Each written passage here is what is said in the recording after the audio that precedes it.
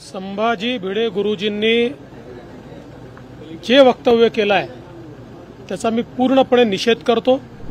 अशा वक्तव्यामुळे निश्चितपणे त्या ठिकाणी लोकांमध्ये एक संताप तयार होतो।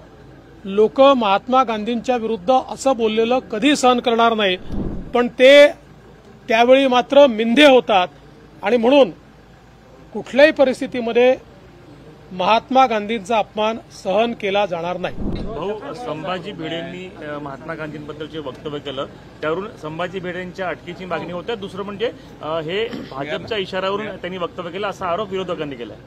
पहिली गोष्ट तर संभाजी भिडे गुरुजींनी जे वक्तव्य केलं आहे त्याचा मी पूर्णपणे निषेध करतो।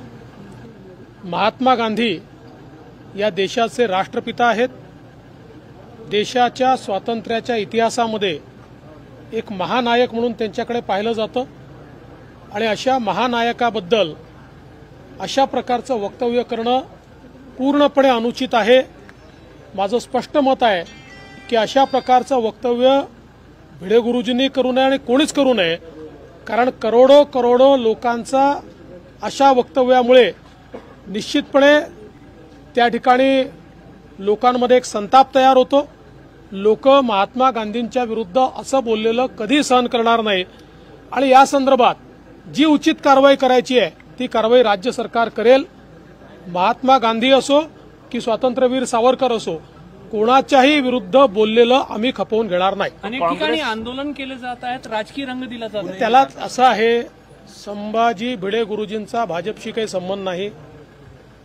ते त्यांची स्वतःची संघटना चालवतात, याला जाणीवपूर्वक राजकीय रंग देण्याचं काही कारण नाही आहे।